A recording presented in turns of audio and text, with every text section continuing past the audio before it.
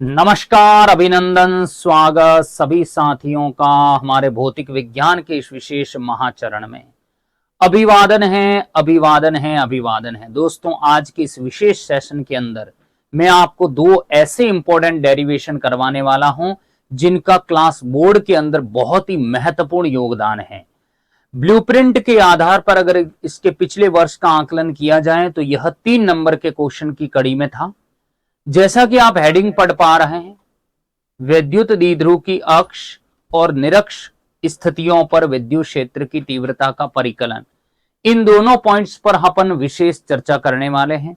सबसे पहले अपन द्विध्रुव की निरक्ष पर चर्चा करेंगे और उसके बाद अपन अक्ष पर चर्चा करने वाले हैं। दोनों के दोनों टॉपिक बहुत इंपॉर्टेंट है। आइए आपकी तैयारी में 4 चांद लगाते हैं। तो विद्युत द्विध्रुव की निरक्ष यानी इक्वेटोरियल पोजीशन पर अपन इलेक्ट्रिक फील्ड इंटेंसिटी निकाल रहे हैं। यानी सबसे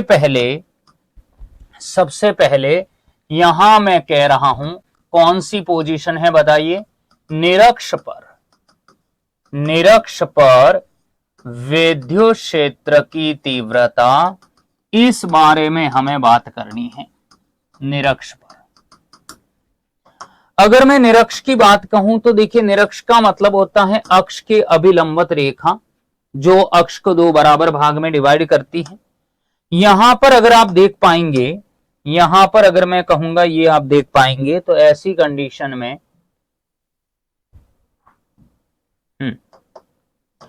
सबसे पहले ये अपन को डाइपोल लेना है।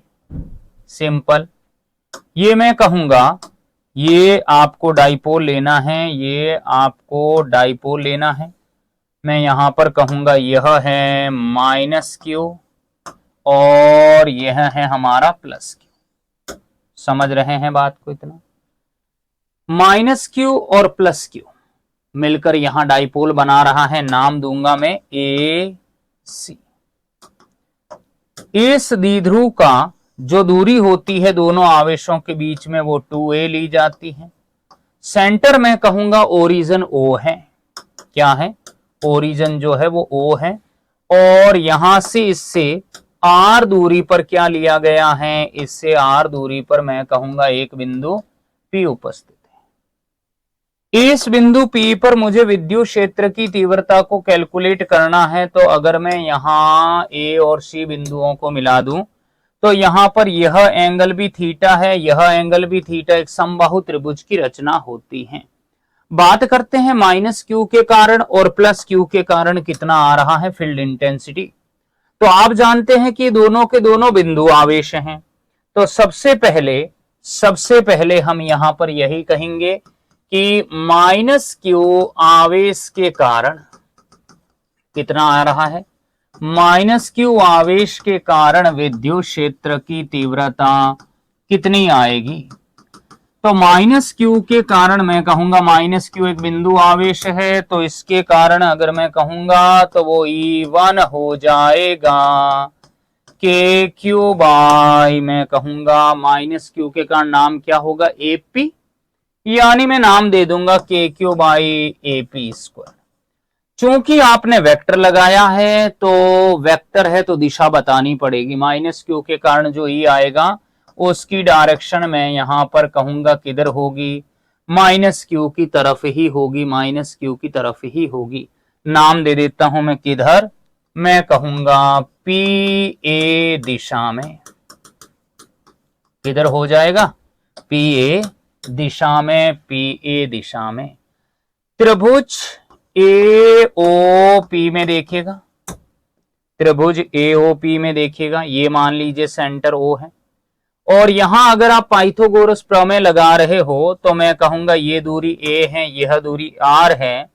तो AP² इज इक्वल टू आ रहा है R² plus A²। Put this, यहां पे पुट कीजिए तो E1 बराबर आएगा KQ बाय, फाइनली यहां पर मैं कह दूंगा R² प्लस A², यानी मैं कह दूंगा PA दिशा में। क्या ये समझ आया? K Q by are square plus A square हो जाएगा पी ए दिशा में, पी ए दिशा में, पी ए दिशा में। ओके, फिर आप वापस प्लस क्यू भी तो लोगे, बिंदु आवेश है वो भी, तो यहां पर फिर से मैं कहूंगा प्लस क्यू आवेश के कारण, प्लस क्यू आवेश के कारण E2 इज इक्वल टू हो जाएगा के क्यू, और यहां मैं कह दूंगा सीपी स्क्वायर, के क्यू अपॉन सीपी स्क्वायर। अब मैं कहूंगा पॉजिटिव के कारण E की दिशा होती है इससे दूर, तो दूर ये भी हैं और दूर ये भी हैं, समझ में आया? ये दूर E2 इधर भी है पॉजिटिव के कारण। अगर ये ऐसा है तो बताइए दिशा क्या हो जाएगी? दिशा मैं कहूंगा प्लस क्यू से इधर धनावेश से दूर, तो मैं यहां पर कहूंगा सीपी दिशा में। क्या हो जाएगा? सीपी दिशा में। बताइए त्रिभुज सीओपी में आपको फिर से पाइथागोरस थ्योरम लगानी पड़ेगी, ये वाले, ये आर स्क्वायर ए स्क्वायर हो गया है ये वाला, तो फाइनली हमारे पास सीपी स्क्वायर आ रहा है, सीपी स्क्वायर बराबर आर स्क्वायर प्लस ए स्क्वायर। यहां पुट कीजिए, तो E2 बराबर आएगा K Q upon R square plus ए स्क्वायर। ठीक है, क्या हो जाएगा? सीपी दिशा। Got it? समझ आया इतना? दोस्तों अगर ये बात यहां पॉसिबल होती है कुछ इस तरह से, तो बताइए बिंदु P पर अब हमें फील्ड इंटेंसिटी लानी है, तो बिंदु P पर जो E1 और E2 की डायरेक्शन आई है, वो दोनों ही डायरेक्शन आप यहां पर देखोगे, वो दोनों ही डायरेक्शन कुछ इस तरीके से होगी। देखो ये दोनों ही डायरेक्शन मैं कहूंगा, ऐसी कंडीशन में मैं यहां पर कहूंगा E2 इस तरफ है, E1 इस तरफ है, यानी रिजल्टेंट जब दो सदिश एक ही बिंदु पे एक्ट होते हैं तो परिणामी सदिश मैं कहूंगा इनके कटान बिंदु से होकर गुजरता है और वो इधर आएगा। Got it? और वो इधर आएगा, यानी रिजल्टेंट फील्ड इंटेंसिटी इधर आएगा। अब अगर ये थीटा है तो बताइए ये एंगल भी थीटा है, ये अगर थीटा है तो ये एंगल भी क्या है? थीटा। जब दो वेक्टर एक ही पॉइंट पे काम करेंगे तो रिजल्टेंट कटान बिंदु से होकर गुजरेगा, वो ही बताएगा। ऐसी परिस्थिति के अंदर हमें क्या करना पड़ेगा? E1 और E2 को घटक में रिजॉल्व करना पड़ेगा, यानी E1 का अगर मैं इधर कंपोनेंट लेकर चलूं तो वो आएगा E1 cos थीटा, और अगर E2 का मैं इधर कंपोनेंट लेकर चलूं तो वो यहां पर आएगा E2 cos थीटा। समझ आया कि नहीं? E1 का मैं अगर इधर कंपोनेंट रिजॉल्व करूं तो वो होगा E1 sin थीटा, और E2 का अगर मैं इधर कंपोनेंट रिजॉल्व करूं, घटक लेता हूं, तो वो हो जाएगा E2 sin थीटा। यानी E1 sin थीटा और E2 sin थीटा ये ऊर्ध्वाधर कंपोनेंट होंगे, वर्टिकल घटक होंगे, और E1 cos थीटा और E2 cos थीटा दोनों क्षैतिज घटक होंगे। आप इनको ऐसे भी बना सकते हो, ऐसे भी बना सकते हो। कैसे? कि फॉर एग्जाम्पल के लिए ये E1 था, ये हमारा E2 था, और ये रिजल्टेंट किधर गया है? ये इधर गया है। नहीं आया? अगर ये मैंने कहा ये थीटा है, ये मैंने कहा ये थीटा है, ये E1 है और ये E2 है यहां पर, तो फाइनली मैं कह दूंगा, फाइनली मैं यहां पर कह दूंगा इधर हो जाएगा E1 cos थीटा, इधर हो जाएगा E2 cos theta. Got it? और ऊर्ध्वाधर घटक जो होगा, ऊर्ध्वाधर घटक मैं यहां पर कहूंगा वो क्या हो जाएगा? मैं यहां पर कह दूंगा यह होगा E2 sin theta, E1 sin theta. जहां इनको कहा गया है ऊर्ध्व घटक, क्या कहा गया है? ऊर्ध्व घटक, और इनको कहा गया है क्षैतिज घटक, हॉरिजॉन्टल कंपोनेंट। समझ में आया दोस्त? अब आप जानते हैं कि वर्टिकल कंपोनेंट है, हॉरिजॉन्टल कंपोनेंट है, दोनों ही हैं, तो इलेक्ट्रिक फील्ड इंटेंसिटी दोनों से आएगी। तो जब ये दोनों से आएगी तो ऐसी सिचुएशन में मैं यहां पर कहूंगा कि रिजल्टेंट भी दोनों देंगे। तो ऊर्ध्वाधर घटक के कारण क्या आएगा और मैं कहूंगा क्षैतिज घटक के कारण क्या आएगा, क्योंकि यहां पर मॉड्यूलस ऑफ E1 बराबर आ रहा है modulus of E2 K Q by R square plus A square. समझ आया कि नहीं? ये दोनों बराबर है। तो अब अपन यहां पर कहेंगे कि ऊर्ध्व घटक के कारण या ऊर्ध्व घटकों के कारण परिणामी तीव्रता मुझे लानी है, तो वो क्या है? ऊर्ध्व घटकों के कारण परिणामी तीव्रता मुझे लानी है, तो वो क्या है? भाई अगर वर्टिकल कंपोनेंट के कारण मुझे रिजल्टेंट इंटेंसिटी लानी है तो कैसे आएगा, देखिएगा। E वर्टिकल बराबर हो जाएगा E2 sine theta E1 sine theta, यानी मैं कहूंगा E1 बराबर E2 होगा। दोनों मैग्नीट्यूड में तो बराबर है।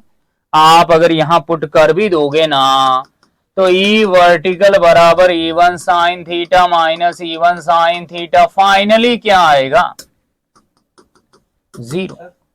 ऊर्ध्व घटक के कारण यहां पर मैं कहूंगा 0 आएगा, 0 आएगा, 0 आएगा, 0 आएगा। वर्टिकल कंपोनेंट के कारण मैं कहूंगा क्या आएगा? 0 आएगा। सवाल है कि क्षैतिज घटक के कारण कितना आ रहा है? क्षैतिज घटक के कारण कितना आ रहा है? क्षैतिज कौन है? ये दोनों है। इन दोनों के कारण कितना आ रहा है जरा समझना है। इन दोनों के कारण तो मैं यहां पर कह दूंगा क्षैतिज घटकों के कारण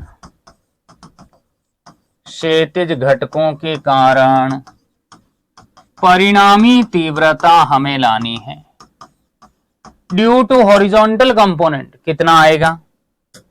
अगर हॉरिजॉन्टल है तो बताइए, मैं यहां पर कह दूंगा E हॉरिजॉन्टल, ये आएगा E1 cos थीटा और E2 cos थीटा।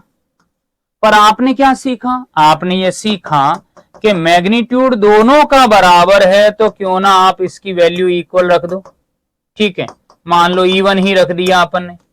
ठीक है, तो अगर मैं यहां पर E कह दूं तो ये हो जाएगा E1 cos theta plus E1 cos theta.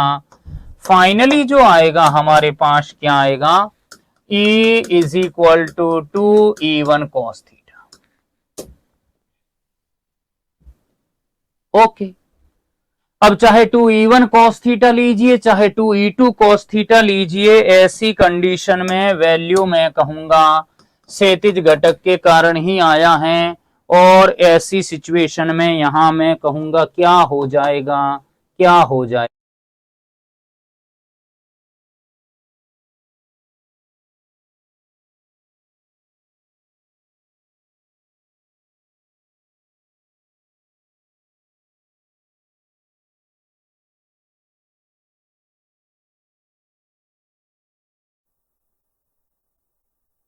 Condition में मैं यहां पर कहूंगा, ऐसी कंडीशन में आएगा E is equal to 2E1 cos theta.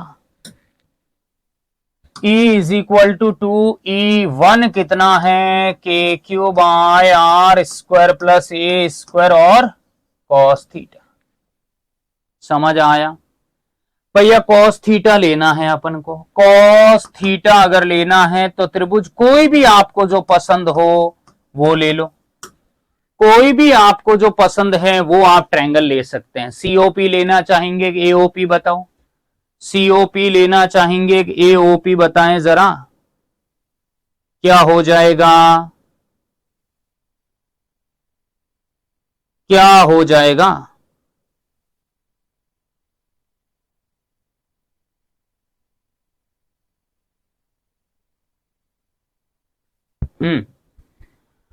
तो अगर आप एओपी लेना चाहते हैं दोस्तों, ये वाला एओपी, तो वही पाइथागोरस थ्योरम से हमारे पास क्या आने वाला है? मैं कहूंगा AP square is equal to R square plus A square. Simple. तो cos थीटा बराबर होता है आधार बट्टे कर्ण, और आधार A है। बताओ आधार कौन सा है? A है। और ये 90 डिग्री है, तो ये हमें AP चाहिए, तो AP कितना आएगा? AP आएगा under root of R square plus A square. भाई AP स्क्वायर है, मुझे AP रखना है। सिंपल।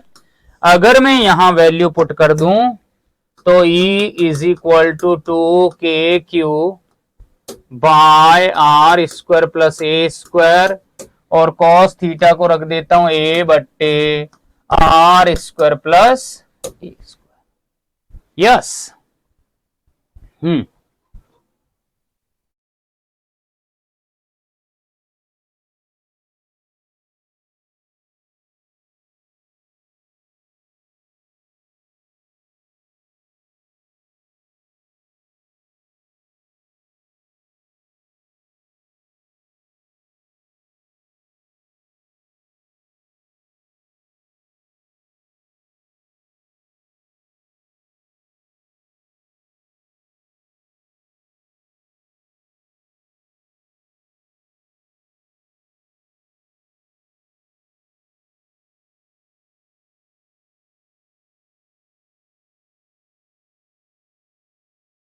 हाँ जी।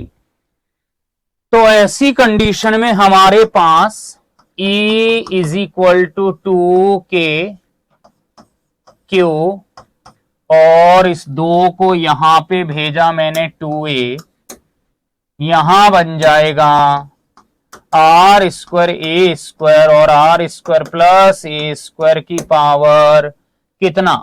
1/2। कितना? 1/2। 1/2 1/2 1/2 हो जाएगा। P is equal to Q into 2A होगा। P is equal to Q into 2A होगा। तो ऐसी कंडीशन में यहां पर E बराबर आएगा KP by R square plus A square की पावर 3/2। Got it? क्लियर? अब अगर मैं कह दूं R is very very very very greater than A, then क्या होगा? A को अपन नगण्य मानेंगे, तो मैं कहूंगा तो A की उच्च घात नगण्य मानने पर क्या कर दिया है? उच्च घातें मैंने नगण्य माननी है, नगण्य मान ली हैं। अगर A को मैं ड्रॉप कर देता हूं तो KP बट्टे R स्क्वायर की पावर 3/2 खच खच E बराबर आ रहा है KP upon R cube. E is equal to KP upon R cube है। और दोस्त दिशा किधर आई है? इधर। और डाइपोल की दिशा किधर होती है बताइए? -Q से +Q इधर। यानी मैं कह दूंगा P के विपरीत। किसको नहीं आया? बॉक्स में कर दीजिए इसको, बॉक्स में कर दीजिए इसको, जल्दी से बॉक्स में कर दीजिए इसको। Very very important derivation. I hope आपको समझ में आ गया है बहुत ही शानदार तरीके से। ऐसे ही मैं रोचक पॉइंट्स और लेकर आता रहूंगा। तब तक के लिए जुड़े रहें टीम उत्कर्ष के संग बेहतरीन ढंग से। Thank you.